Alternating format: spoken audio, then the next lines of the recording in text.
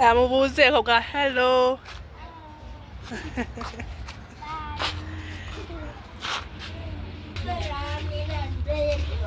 Hello.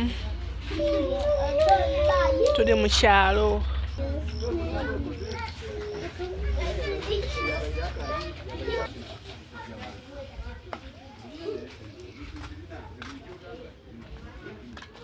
Time for cooking. Village life.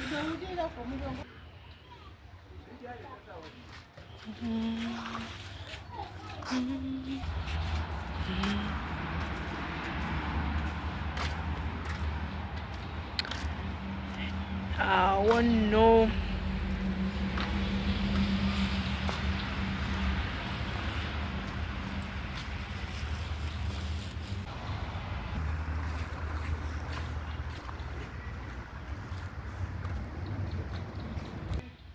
Ani amanyi ebyo? Kantunkuma kati muliemu mu misinga. This thing is so good. So if you have at home, you can use it.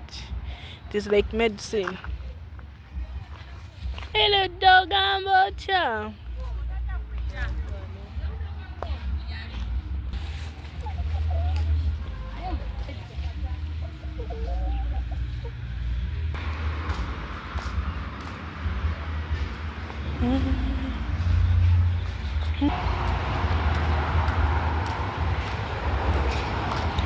Tugenda ku dduuka. Kazeewo malekoko mu kyalo gyendi. Gye nakyadde. Ndi ku main ndi mu kyalo naye kkubo kolansi. Kati mubeera awo nno. Sharinga, likinga. Tunyumirwa village life bannaayi. Tunyumirwa village life. Village life, village life. Naye ndi kumpi n'ekkubo. Kati gwe oba olowooza kyalo nnyo. Commentinga. Leero tuli eno.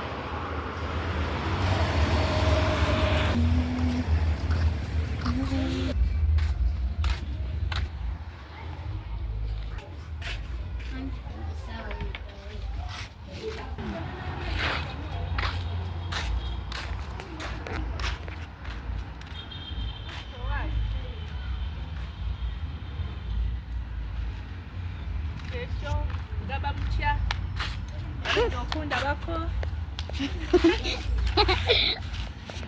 osekashi walodde okunda bako mugamba mukyalo yeeno mukyalo ate nga ndikumpi ne tawuni naye nga baagala nnyo subscribinge mulikinge sharinge.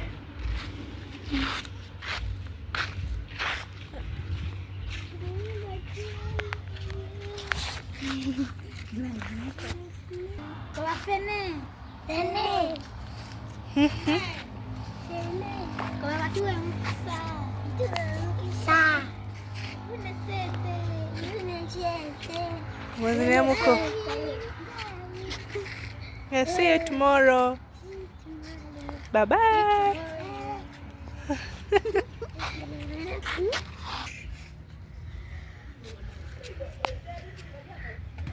Angel. Buena tomorrow. Neka kutailo kuundawe na isakwe mikono. Setu kumise. Ote. Mugenda fumba mmere ki?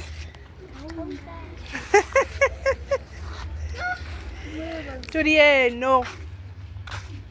Ale.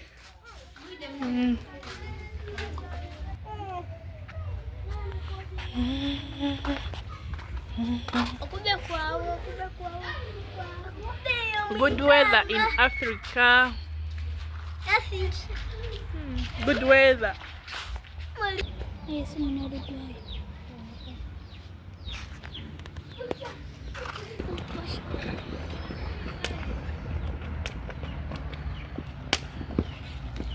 Saawa ya kyamisana gye tuli eno.